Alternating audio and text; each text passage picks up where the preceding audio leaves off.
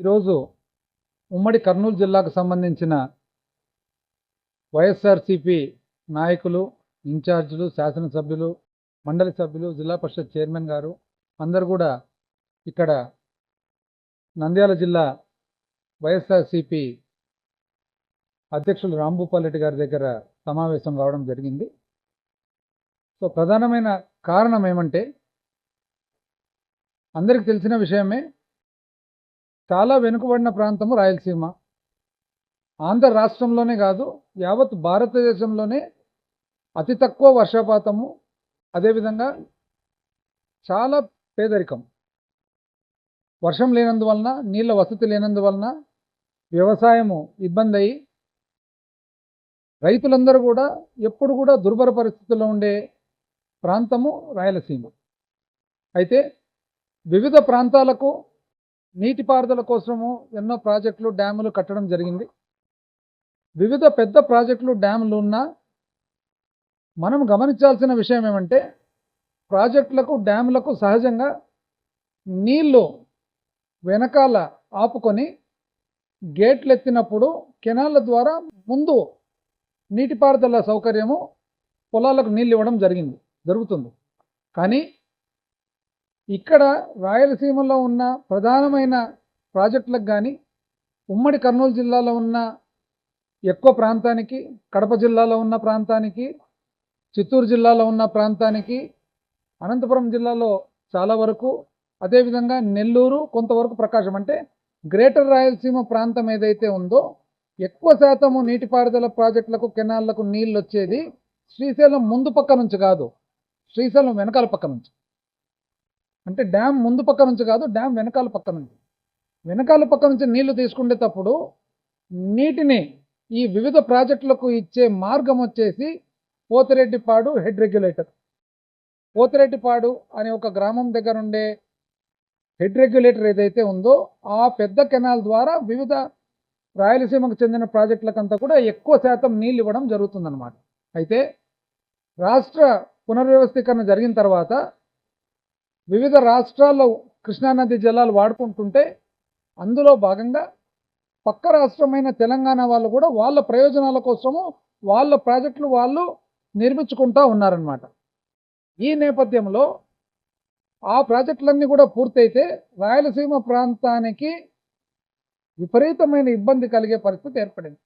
ఎందుకు ఏర్పడిందంటే, పక్క రాష్ట్రం వాళ్ళు, తెలంగాణ అనుకోండి, ఆ పైన కర్ణాటక అనుకోండి, ఆ పైన మహారాష్ట్ర అనుకోండి, ఎక్కువ నీటిని లభ్యం చేసుకునే పరిస్థితి ఉన్నప్పుడు పోతిరెడ్డిపాడు హెడ్ రెగ్యులేటర్ దగ్గర ఒక కెనాల్ను పెద్ద సైజులో దాన్ని పెంచి, అదేవిధంగా లోతు కూడా పెంచి ఈ రాయలసీమ ప్రాంతానికి నీళ్లు ఇవ్వాలనే ఒక ప్రతిపాదన మొట్టమొదటిసారిగా డాక్టర్ వైఎస్ రాజశేఖర రెడ్డి గారు ముఖ్యమంత్రిగా ఉన్నప్పుడు మొదలుపెట్టడం జరిగింది. అంతకంటే కూడా ఇంకా పెద్దగా పెడితే కానీ ఇప్పుడున్న పరిస్థితులకు సరిపోదని జగన్మోహన్ రెడ్డి గారు ముఖ్యమంత్రిగా ఉండగా ఇంకా పెద్దగా చేసేదానికి ఈ రాష్ట్ర ప్రభుత్వం పూనుకుంది.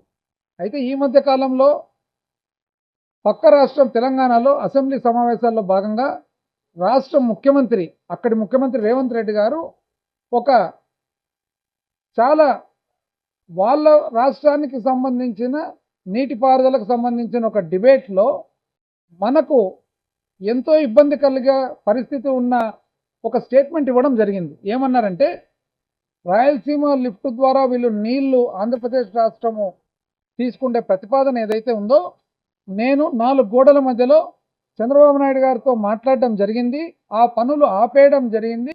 ఇది నేను నా రాష్ట్రానికి చేస్తున్న ఒక గొప్ప సహాయము, ఒక హెల్ప్.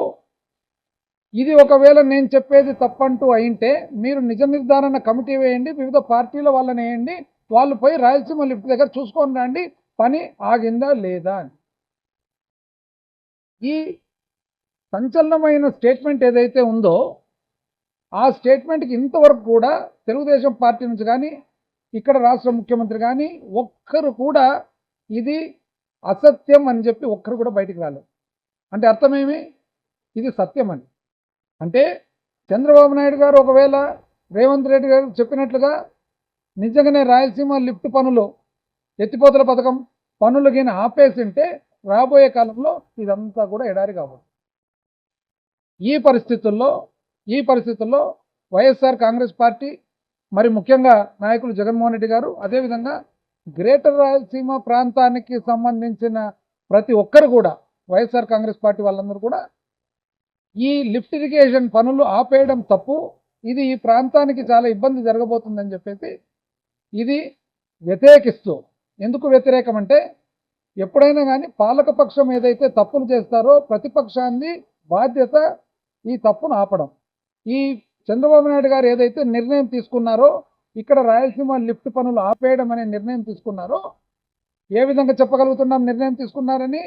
ఒక బాధ్యత గల వ్యక్తి, పక్క రాష్ట్ర ముఖ్యమంత్రి అసెంబ్లీ సాక్షిగా చెప్పిన స్టేట్మెంట్ ప్రకారంగా చంద్రబాబు నాయుడు గారు ఈ పనిని ఆపేశారు అని చెప్పి నిర్ధారణ అయింది. కాబట్టి ప్రతిపక్షంగా అన్ని పార్టీలు, లైక్ మైండెడ్ పీపుల్, రాయలసీమకు సంబంధించి మంచి కోరే వాళ్ళందరినీ కూడా కలుపుకొని వాళ్ళందరినీ కూడా ఒక ఉద్యమం ద్వారా, ఫస్ట్ నెగోషియేషన్ ద్వారా, ఫస్ట్ రాష్ట్ర ప్రభుత్వానికి అయ్యా మీరు చేసే తప్పు, ఇది చాలా పెద్ద తప్పు, చరిత్ర క్షమించరాని తప్పు అని చెబుతూ, ఆ తర్వాత అవసరమైతే ఉద్యమం ద్వారా గ్రేటర్ రాయలసీమ ప్రాంతం అంతా కూడా మరొక్కసారి గవర్నమెంట్ను ఖచ్చితంగా ఈ స్కీము కంటిన్యూ అయ్యేదానికి, కొనసాగేదానికి మన ప్రయత్నం చేస్తూ, మొట్టమొదటిగా 5వ తారీఖు పోతిరెడ్డిపాడు గ్రామం దగ్గర, హెడ్ రెగ్యులేటర్ దగ్గర వివిధ నియోజకవర్గాలకు సంబంధించిన